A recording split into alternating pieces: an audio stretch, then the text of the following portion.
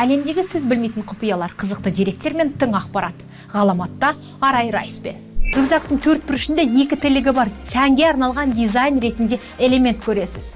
Сіз үшін ол сән болуы мүмкін, бірақ рюкзак ол нағыз скалолаздардың сөмкесі болып табылады. О бастан оны дизайнның сәндігі үшін емес, скалолаздар көптеген заттарын сол арнайы қосалқы ілгішке іліп алу үшін және ыңғайлы болу үшін ойлап тапқан.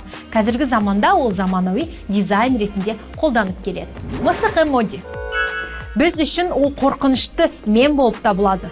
Және әлеуметтік желіде сіз қорқып тұрмын деген мағынада білдіресіз. Бірақ Эдвард Мунканың Крик картинасына ұқсағандықтан болған шығар әрине.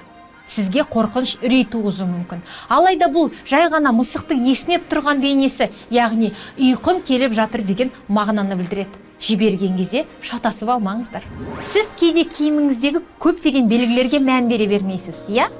Жасыл немесе қара түсте 3 стрелканы көрген боларсыз. Бұл нені білдіреді? Сіздің үстіңіздегі киім қайта өңделіп жасалынған, немесе үстіңіздегі киімдегі материалды қайта өңдеуге мүмкіндік бар деген мағынаны білдіреді. Соны біліп жүріңіз. Барбишопқа жиі барасыз, сәнденесіз, шаш аласыз, бірақ дизайн ретінде әдемі көк қызыл түсті не үшін қолданатын осы күнге дейін білмейсіз бе? Мен сізге құпиясын айтып берейін. Европада бұрын парикмахерларды цирюльниктер деп атаған. Ол кезде олар тек қана шаш алмаған, түрлі отаны, жеңіл түрлерін жасап, тісте жұлған. Сондықтан да оларды қызыл және көк түспен ажырата білген. Егер сіз тек қана шаш алатын болсаңыз, сіздің кіреберістегі дәлізіңіздің ағашы көк түспен айнала боялған. Ал егер ол ота жасайтын болса, қызыл түспен боялған. Кейде шаште алып ота түрлерін жасай алатын мастер болғандықтан, оның кіреберіс дәлісі бірден көк және қызыл түспен боянған. Ол кезде адамдар оны ажырата білсін деген, уақытын күтпесін, текке кезекке тұрмасын деген. Алайда қазіргі кезде барбишопта ол тек сәндік дизайн үшін қолданады. Көбінде мына эмоджиді көтеріңкі қыздың көңіл күйін белгілейтін белгі деп айтауы мүмкін. Бірақ ол олай емес. Ол анықтама бюросының белгісі болған, яғни мен сізге қандай көмек көрсете аламын деген мағынаны білдіреді. Және де сонымен қатар қыздың да, ер адамның да эмоджисы бар. Пешеходтағы жолақ неліктен зебра болып жасалынған білесіз бе? 20 ғасырдың ортасында белең алған белгіні арнайы эксперимент арқылы жасаған.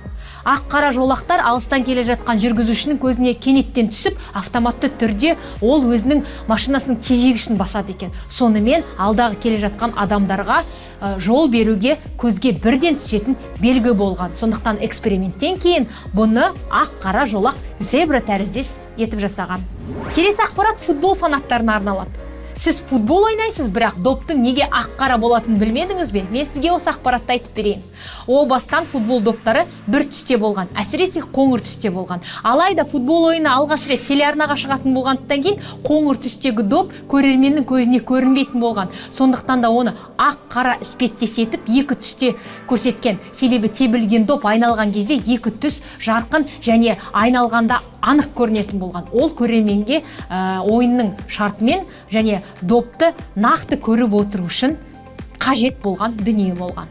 Әлеуметтік желі мен гаджеттер заман дамыған кезде телефонды көп пайдаланамыз. Әсіресе ұялы телефондағы приложениялардың түсі көк болады. Неліктен? Басым көпшілігі дәл солай. Сіз ойланып көрдіңіз бе? Психологияда көк түс тұрақтылық, сенімділікті білдіреді. Сондықтан да приложениені ойлап тапқан компаниялар көк түсті, яғни сенімді приложение ретінде көрсету үшін осы түсті көп пайдаланған екен. Тағы да мода, сән үлгісі дизайн.